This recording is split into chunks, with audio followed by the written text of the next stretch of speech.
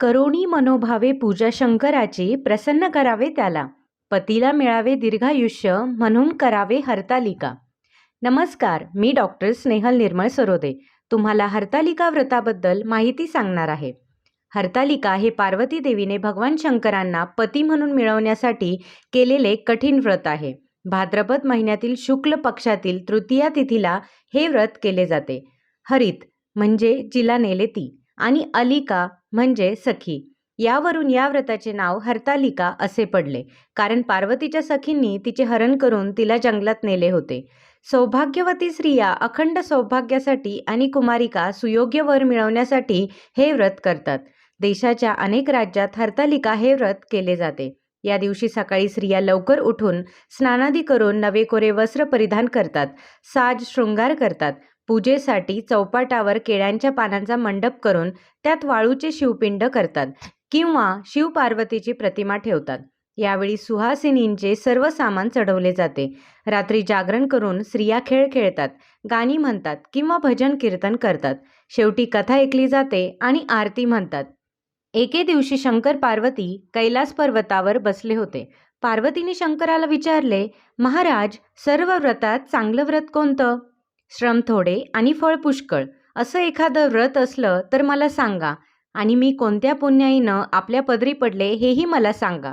तेव्हा शंकर म्हणाले, जसं नक्षत्रात चंद्रश्रेष्ठ, ग्रहात सूर्यश्रेष्ठ, नद्यांत गंगाश्रेष्ठ, त्याप्रमाणे हरतालिका हे व्रत सर्वात श्रेष्ठ आहे.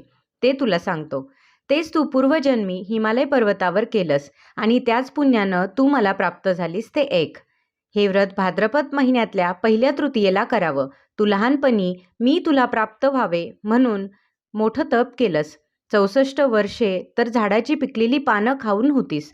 थंडी, पाऊस, ऊन ही तिन्ही दुःख सहन केलीस. हे तुझे श्रम पाहून तुझ्या वडिलांना फार दुःख झाले आणि अशी कन्या कोणास द्यावी अशी त्यांना चिंता पडली. इतक्यात तिथे नारद मुनी आले.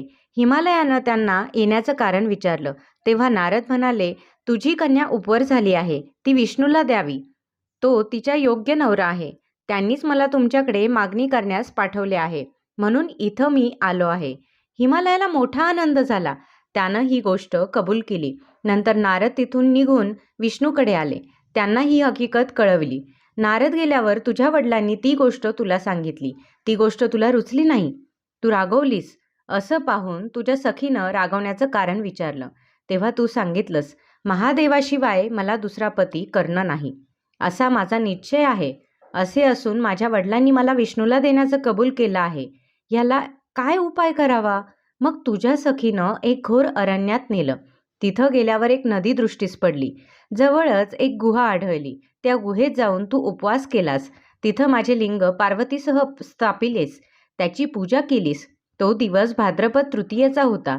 रात्री जागरण केलंस. त्या पुण्यानं इथलं माझं आसन हल्लं. नंतर मी तिथे आलो. तुला दर्शन दिलं आणि वर मागण्यास सांगितले. तू म्हणालीस, तुम्ही माझे पती व्हावे, याशिवाय दुसरी इच्छा नाही. नंतर ती गोष्ट मी मान्य केली व गुप्त झालो. दुसऱ्या दिवशी ती व्रत पूजा तू विसर्जन केलीस. इतक्यात तुझे वडील तिथे आले. त्यांनी तुला इकडे पळून येण्याचं कारण विचारलं. मग तू सर्व झालेली हकीकत त्यांना सांगितली. पुढे त्यांनी तुला मलाच देण्याचं वचन दिलं. तुला घेऊन घरी गेले. मग काही दिवसांनी चांगला मुहूर्त पाहून मला अर्पण केलं. अशा या व्रतानं तुझी इच्छा पूर्ण झाली. याला हरतालिका व्रत असे म्हणतात. या व्रताचा विधी असा आहे की ज्या ठिकाणी हे व्रत करायचं असेल त्या ठिकाणी तोरण बांधावं. केळीचे खांब लावून ते स्थळ सुशोभित करावं. पुढे रांगोळी घालून पार्वतीसह महादेवाचं लिंग स्थापन करावं. षोडशोपचाराने त्याची पूजा करावी. मनोभावे त्यांची प्रार्थना करावी व रात्री जागरण करावं. या व्रतानं 7 जन्माचं पातक नाहीसं होतं. राज्य मिळतं. स्त्रियांचं सौभाग्य वाढतं. कहाणी वाचल्यानंतर सुवासिनींना यथाशक्ती दान द्यावं. दुसरे दिवशी उत्तर पूजा करावी आणि व्रताचं विसर्जन करावं. हरतालिकेचा आनंद तुमच्या आयुष्यात टिकून राहो हीच ईश्वरचरणी प्रार्थना. मी हे व्रत नेहमीच करते. तुम्ही पण नक्की करा.